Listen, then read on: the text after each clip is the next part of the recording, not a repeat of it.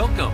I'm Doug Morgan, and you're listening to Uncommon Sense, where we hunt for the truth in the topics you're not supposed to talk about, Christianity and politics.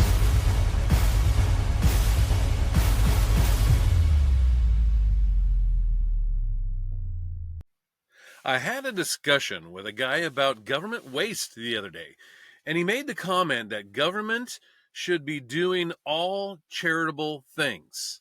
Well, obviously, I didn't agree with that. But I said that I thought that charity should not be a taxpayer funded thing, that it was more efficient when private organizations do it than the government, and gave the DMV and Doge as examples of this. Well, he came back with a 4-word answer. Doge is an abomination. Yeah, even gave the exclamation mark. Anyway, I'm still having a hard time wrapping my brain around anyone who is so against saving taxpayer money and making the government more efficient. But beyond that, every year the Festivus report is released, and the reason I bring this up is because the Festivus report is an example of government waste. From the Foundation for Economic Education comes this. It says, defenders of fiscal sanity have received quite a surprise with Trump's new Department of Government Efficiency, or Doge. For the first time in what seems like forever, complaining about government waste has almost become cool. Yeah. To all of those newcomers to the issue, we'd like to extend a warm welcome. Whether it was the Doge hype or Melee's chainsaw that brought you in, or, a quick glance at the government debt, we're glad that you're here. We'd also like you to know about a tradition we have in these parts of the political compass. You see, long before there was Doge and the chainsaw, there was Senator Rand Paul's annual Festivus report.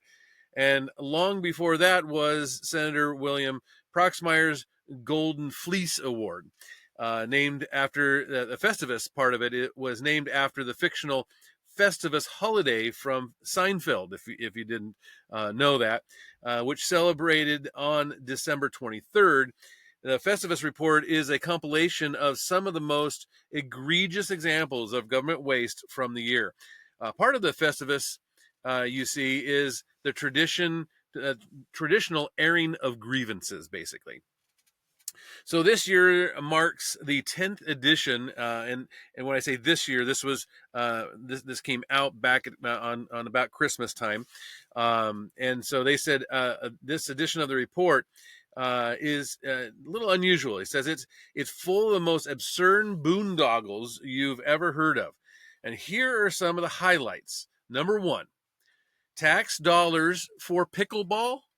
Yeah. The Department of the Interior is apparently investigating something about pickleball.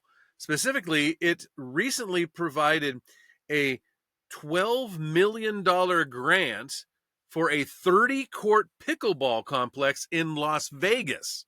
Yeah, pickleball players in Vegas clearly benefit from this initiative, but it is really fair to, is it really fair to force taxpayers in, let's say, Connecticut to pay for sports complexes in Nevada? Well, Bastunt's famous comment comes to mind, where he said, government is that great fiction by which everyone tries to live at the expense of everyone else. Yeah, right? Well, number two, ghost towns on the government's dime. One of the surprisingly large sources of government waste is money spent on maintaining empty or largely empty government buildings. Senator Paul cites a recent Government Accountability Office, or GAO, report that identified nearly $10 billion in federal funds wasted on empty office space. Quote, most federal offices are ghost towns, with 17 out of 24 agencies, using only 25% or less of their space in 2023. This is what Paul noted. Now, I mean, that's crazy, right? Even the busiest offices barely reach 50% capacity. The GAO calculated building capacity based on usual square feet per employee, and it found that many of these buildings are just oversized, expensive storage units for empty desks. That's what they are. Well, number 3, promoting DEI among bird watchers. Yeah, the National Science Foundation, or NSF, recently spent close to $300,000 on what seems to be a DEI initiative for bird watching groups. Quote, in yet another shining example of wasteful government spending, the National Science Foundation has decided that the world of bird watching needs a dose of diversity, equity, and inclusion. This is what Paul wrote. He says, to that end, they've approved a grant of $288,563 to create affinity groups within these societies, basically bird watching clubs based on identity characteristics is the goal. They say that the goal is to ensure that bird watching communities are more inclusive.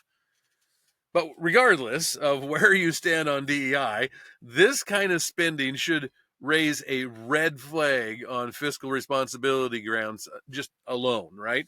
Surely there are more pressing needs than this. I mean, do birds care about the gender identity of the people watching them? I mean, hey, I'd love to hear it if you think so. I'd love to hear your case for that. But number 4, advancing fertilizer use in foreign countries. The tragically misnamed United States Department of Agriculture is spending money on, well, not only the United States. So the 2024 Festivus report highlights that the USDA is spending $20 million on the Fertilize Rights Initiative to advance fertilizer use in Pakistan, Vietnam, Colombia, and Brazil. We're spending $20 million on this. Yeah, this was one of a number of items actually in the report that involved American taxpayer dollars going to foreign countries, but that just highlighted one. And number 5, money for circus performances. Yeah, the 2024 Festivus report highlights $365,000 that has been spent by the National Endowment for the Arts, or NEA, to promote circuses in city parks. Yeah, Paul quoted the late David Boaz in his comments on this story. He said, government funding of anything means government control, as we should not want to establish, as we should not want an established church, so we should not want established art. I totally agree with that.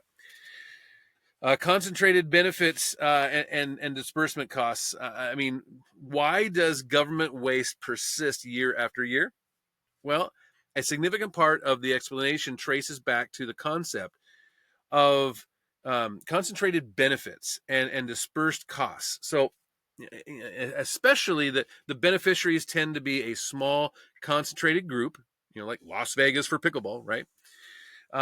So they lobby hard for these outlays because they stand to gain a lot from them. Taxpayers, on the other hand, so if you flip the coin, tend to be dispersed and only minimally affected by any single expense. So it's not usually worth it for them to lobby against the spending or even learn about it in the first place. Economist Gordon Tullock famously illustrated this concept with his fictional Tullock economic development plan. The plan involves placing $1 of additional tax on on each income tax form in the United States and paying the resulting funds to Tulloch, yeah, whose economy, of course, would develop rapidly if that was the case. And think about it, the incentive Tulloch would have to advocate for this plan compared to the incentive that an ordinary taxpayer would have to look into it and then voice their objections. With campaign contributions and votes to be gained from the special interest beneficiaries, is it any wonder politicians often go to these kinds of wealth transfers? The ubiquity and stubborn, persistence year after year of all of this waste, combined with the economic theory that explains why it happens, suggests that there is a fundamental problem with the process of government as we know it. This is not, as many are itching to believe, a Democrat problem or a Republican problem. Really, the degree of government waste changes very little, actually, with changing administrations. No, this is a problem with the government as such. And to involve and really to solve this problem, we need to ask not just who runs the government, but what the government should be allowed to spend money on in the first place. Given what we know about its entirely predictable and repeatedly demonstrative, propensity to waste and dysfunction, we shouldn't. I mean, we should be looking to the government for very little, right? Melee has already started that conversations in Argentina. We've covered that here on the podcast, and let's hope that the Trump administration and Doge, are going to go in that direction. We've seen it already to this point, and we're hoping that it's going to continue. Well, Eric Moss, of Citizens Against Government Waste, he comes out with a thing each week on government waste, and I want to highlight a couple of them here because it's not just on the federal level. I mean, governments, we have local governments, we have federal governments, we have everything in between, right? And at a March 26, 2025 California House of Representatives hearing, so not that long ago, just a couple months ago, a witness for the California Legislative Analysis Office said that California high-speed rail project is $7 billion with a B dollars short of the funding it needs, and if without more money, construction will cease by June of next year. California voters approved, and stick with me on the numbers here. California voters approved $10 billion in funding in 2008. And the initial goal was to finish construction by 2020. Well, obviously, we're way off that time frame, right? But they approved the $10 billion. I mean, that's on them, right? Well, to date, the estimated cost of the project is $128 billion. I mean, we're only, I mean, this is, again, 10 billion was approved. It's now up to 128 billion. Only 170 miles of railway are under construction, and there is no date certain for when it'll be finished. It is an absolute boondoggle. But it's not the only one. Republican legislators in Minnesota and New York have introduced legislation to establish Doge commissions in their states, and because there is waste everywhere. The New York Assembly member Jeff Gallon, he's a Republican there, and Senator Mark Wallach, who is also a Republican, filed bills to establish an independent, nonpartisan commission that would review all state spending, identifying unnecessary programs, and send their recommendations to the legislature for consideration. Minnesota Representative Elliot Engen, again, another Republican, introduced legislation that would create a panel of 6 citizens to investigate fraud in state agencies and conflicts of interest in the state legislature. Just simply that last part alone is probably going to doom that bill, but we'll try to keep an eye on that one. And thirdly, Environmental Protection Agency, the EPA administration, Lee Zeldin, delivered taxpayers a victory when he closed the EPA's museum. Yeah, they had a museum. It was located inside its headquarters. The museum's cost was $4 million. $4 million to construct inside the headquarters, right?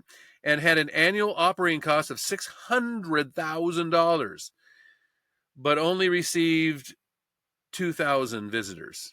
Yeah, it only received 2,000. It's not really on my checklist if I'm, in the area to go see the EPA museum. They only received 2,000 visitors from May 2024 to February of this year, so about a year.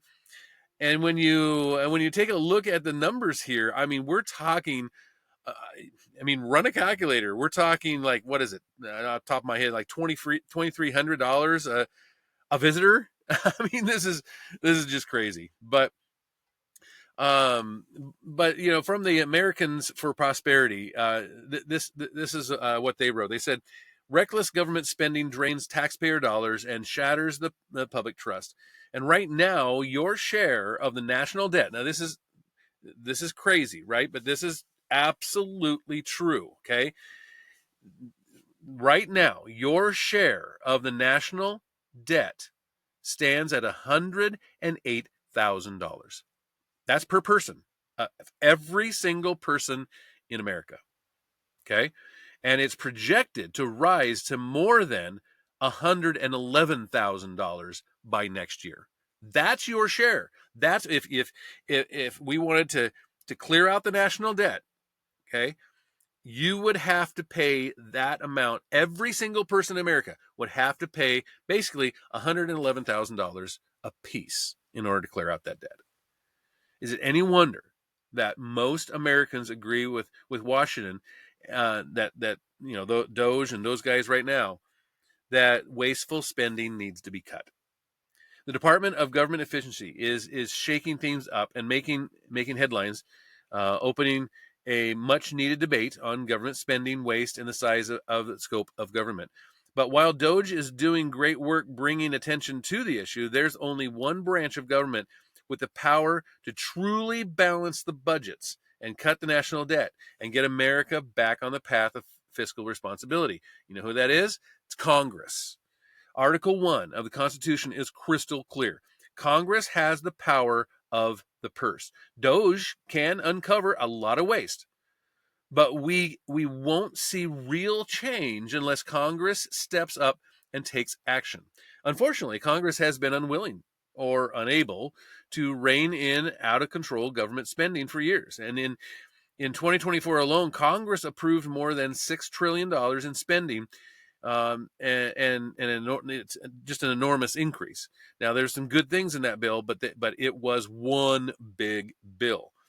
Now, the result? Well, Washington now spends more, and this is true. We've covered this on the podcast. Washington now spends more on annual interest payments. Okay, we're not talking about principal, just the interest on what we owe as a nation on the federal level. Washington now spends more on annual interest payments on our colossal $36 trillion national debt than on national defense. So you may say, wow, we spend so much money on the military. We spend more on interest, on our interest payment now. But there is good news, okay? Congress has a golden opportunity right now to turn things around and make a really make real lasting cuts. And here's how it can start. Number one, it can end duplicate programs. The federal government has gotten so large that Washington has lost track of how it's spending your money. For example, there are 80 different federal health programs. 80. Each one with its own eligibility and verification process. Congress can save $554 billion every single year by creating a single process to verify who's eligible for these programs. But no, everyone's got to have their own, right? Also, do you think the Department of Education needs its own disaster recovery unit? Isn't that FEMA's job? If one agency is already handling an issue, we don't need three more doing the same thing. It's just common sense. Okay, let's look at another area. How about fixing our healthcare waste? Americans' healthcare system it's definitely broken. It's expensive, it's inefficient, and riddled with policies that drive up costs instead of making care more affordable. Every time the government gets involved and gets their fingers in there, this is what happens. Now, if we want a system that actually works for Americans and isn't a ticking time bomb for the federal budget, Congress must step in. Two places where it can start: reimbursement rates and insurance rules. Congress can save us $530 billion in 8 years by making reimbursement rates fairer. And it can save almost $1 trillion with a T in the next 10 years by just letting Americans abroad use their insurance where they live instead of flying home to get the health care as a much higher price tag, of course. Reform education subsidies is another area. Washington pours billions of dollars into universities with zero accountability. We've covered some of that here because of DOGE. That money bloats administrative budgets and inflates tuition and sticks taxpayers with the bill and without actually improving education at all. Congress needs to step in and stop this area of waste. First, it can stop the $21 billion a year student loan bailouts for government and nonprofit employees. Congress can save $33 billion every year by capping student loans and preventing colleges from endlessly hiking tuition costs to pay for their bloated budgets.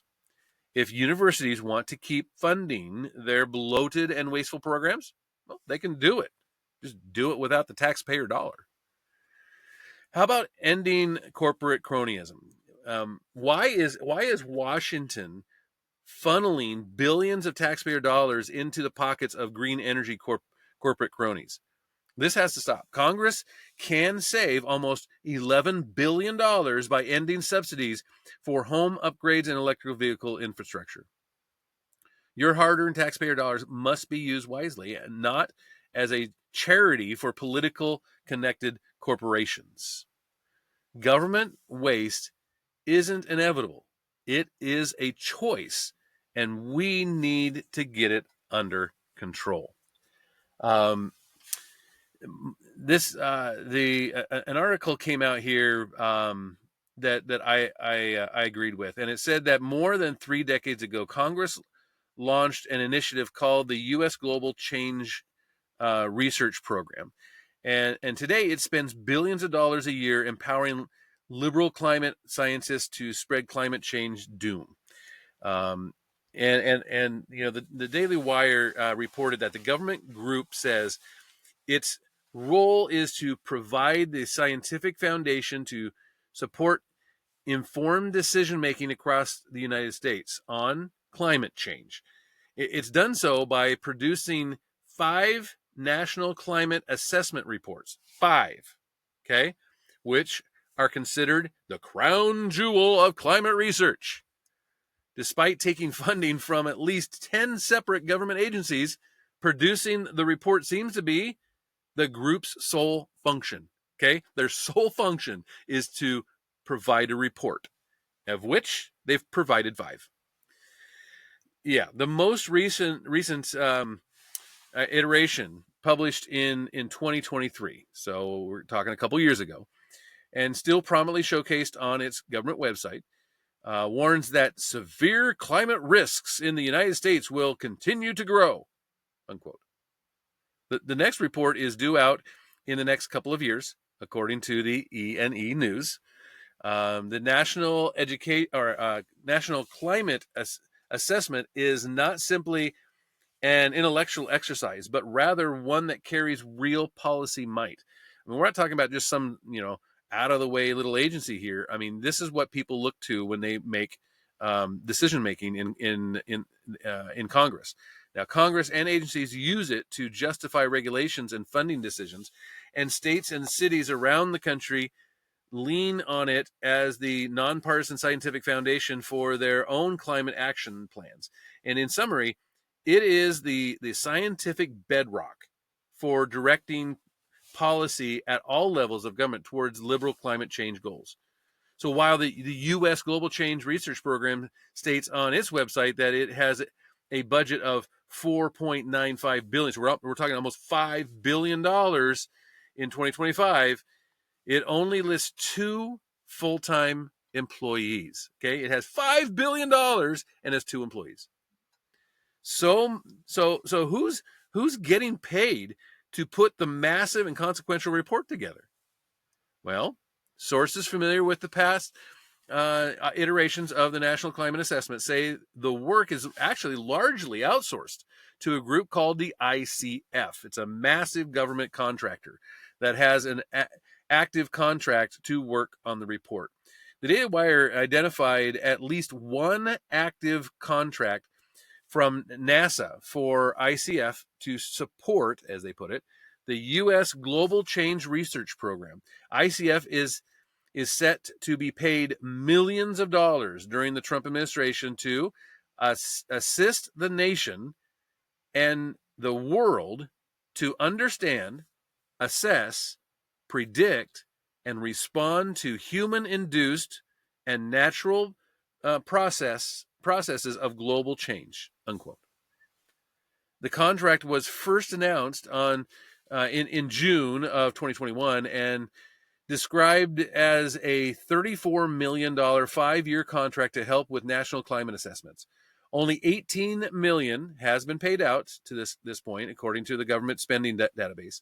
But with another assessment on deck and the ICF under contract for another year, the additional $16 million could be distributed in the next year.